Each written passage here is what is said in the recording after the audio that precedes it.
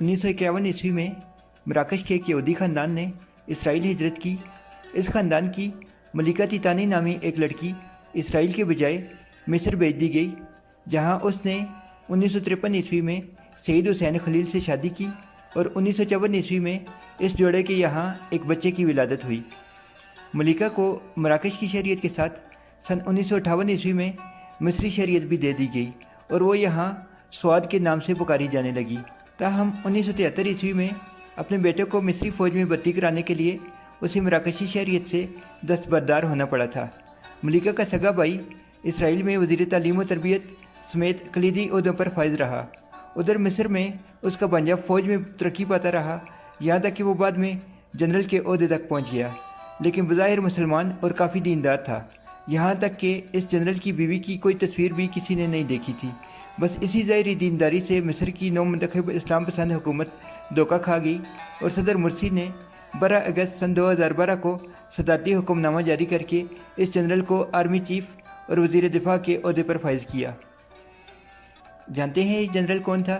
वही सीसी जिसने मुर्सी की हुकूमत का तख्ता उलटकर इख्वानुल मुस्लिमून का कत्लेआम किया और आइन में ऐसी तरमीम की कि इस्लाम पसंद आइंदा कभी इलेक्शन में ही हिस्सा नहीं ले सकते, हुकूमत में आना तो दूर की बात है। यूँ 60 साल पहले बनाया गया प्लान नहायत कामयाब रहा और इसराइल मिस्र की जानिब से मुस्तक़बिल बईद में भी हर किस्म के ख़तरात से महफूज हो गया। इसलिए इसराइली जनरल सीसी को अपना नेशनल हीरो कहते हैं और ये स्टोरी CNN ने छापी थी। बाद में बहुत से अरबी जराइद ने भी इस पर लिखा था। तारीख़ 1 जुलाई 2014। ये भेद भी तब खुला जब मलिका तितानी का 80 वर्ष की उम्र में इंतकाल हुआ। अगर जनरल सीसी उसकी मौत को खुफिया और तमाम रसूमात को पर्दाए अखफा में रखने का सख्ती से हुक्म न देता तो शायद ज़राया इबलाग भी खोज में न पलटे।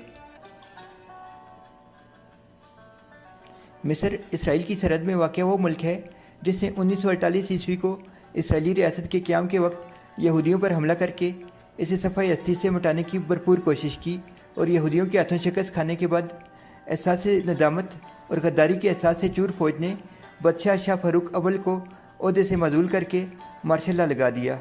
फिर सदर जमाल अब्दुल नासिर ने ताहयात इसराइली रियासत के खात्मे के लिए जद्दोजहद की और नहर सुएज़ से बरतानिया और फ्रांस को निकाला। 1967 में इसराइल के ख़िलाफ़ 6 रोज़ा जंग की और मुजाहिदीन की भरपूर सपोर्ट की। 1981 को मिस्री अवाम ने अपने सदर अनवर सादात को सिर्फ इस वजह से कत्ल किया कि उन्होंने इसराइल के साथ अमन मुआहदा कर लिया था, जबकि मिस्री अवाम इस जिहाद को जारी रखना चाहती थी। और इस वक्त हालत यह है कि सदर सीसी ने फ़लस्तीनी मुजाहिदीन के लिए अपनी सरहदें बंद कर रखी हैं और ज़मीन दोज़ टनल्स जहाँ से फ़लस्तीनी मिस्र से इमदाद लेने के लिए आते थे उन्हें ख़त्म कर दिया है।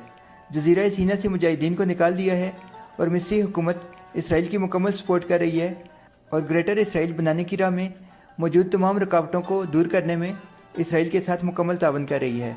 अगर मिस्री अवाम को मालूम होता कि 30 साल के बाद जनरल सीसी उनका सदर बनेगा तो वो सदर अनवर सादात को इसराइल के साथ अमन मुआहदे की पादाश में कभी कत्ल न करते।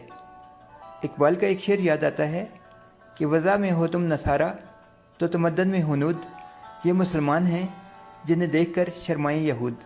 नाज़रीन, अगर आपको ये वीडियो पसंद आए तो इस वीडियो को लाइक करें, चैनल को सब्सक्राइब करें और इस वीडियो को ज़्यादा से ज़्यादा शेयर करें।